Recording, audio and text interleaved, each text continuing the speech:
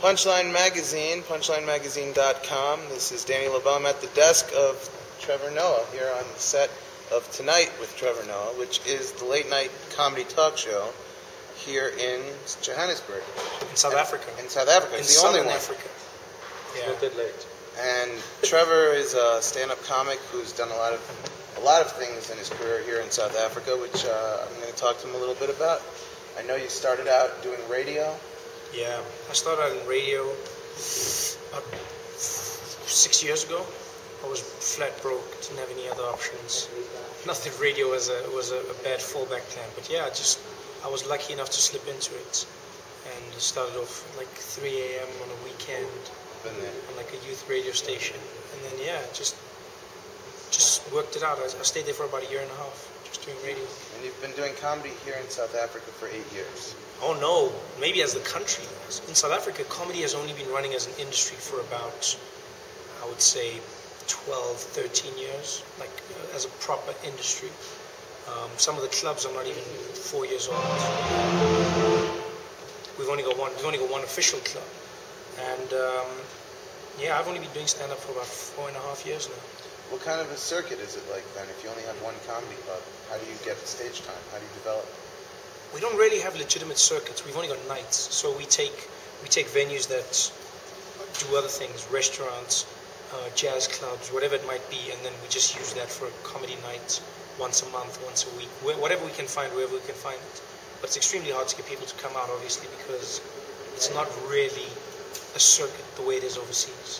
Right. You've been overseas too. You've done stuff out in the UK. How do you find it different when you go out there? I don't know if you've played in America. Yeah. I played in the States. I was lucky enough to work out there. I worked out in LA, the Laugh Factory, IO West, Ice House, just a few of the places, and it's amazing how comedy's leaps and bounds ahead in terms of the audiences. You know, South African audiences are still getting into it. We're still a new country in terms of being free. So, you know, there's still a lot of sensitive issues and just people understanding comedy. But I love it overseas. You know, it's very different. The UK is very advanced. I think my favorite place to play. And you're coming from an interesting perspective here in South Africa, which is, you know, like you said, a country that's still sort of developing in terms of how they're dealing with issues like race. You come from a mixed race marriage. Yeah. You got a reverse Obama going on, right? Your mom is black and your dad's white. Yeah, that's correct. So you come from a very interesting place there. How have you found people react to race in your comedy here in South Africa? I've always been lucky because that's been my draw card. I work on my experiences in my life, so I can relate to a larger group of people than many people in the country do. You know. Do you think you experience more racism here than you would somewhere else, or is it not an issue? Oh wow, I don't really know. You know, I'd be lying if I said I experienced it recently. I mean, you get removed at a certain point. Once you're on TV and so on, they don't look at you, you know, right, with your color. Like the way in the States, they don't think Will Smith is black. He's just Will Smith. Right. Yeah. And that's, you know, so it gets to a point where you can't really answer that question honestly. Because I wonder, because I know that there are guys here like Mel Miller who have been doing comedy since before apartheid. So black comics didn't have that opportunity here. So for them, it's a whole different ballgame to come into it, you know? I would imagine. Just not really, you know. Surprisingly, we just got on with it. Guys just got on stage, and initially it was a rip-off of American comedy. It was really everyone just taking their styles from that, adapting it, you know, because that's what they knew as stand-up comedy. Right. You see, we're filming something here, and then you just. So you can't. So when you were like studying comedy, you were probably watching guys like Eddie Murphy and people. Yeah, that's what we saw. So a lot of guys when they came out, you know, they came out with fake American accents, and they everything was just, you know, it was very American. And over the years, I think comedians have started to evolve and become more South African in both their material and their styles. And here what you're doing is kind of a crossover type of show, which is sort of like our Tonight Show type of deal, but it's got a very like South African feeling to it, which is kind of cool. We're trying, you know, it's so hard to create. I mean, our Tonight Show, ideally I would have loved to have it late at night, like 10 p.m., but then people don't watch TV here that late. Yeah. So, you know, we on pretty early, 7:30 p.m. And so you got to cater to a wider audience. You can't be as risque as you'd like. But as long as you're getting comedy out there, you know, that's the main thing. At least you're starting something. It's a step towards the progression of comedy in this country because, you know, it's a start. You're breaking grounds in a way. Just have the first comedy late night talk show here. Yeah, that's pretty much it. That's what you try.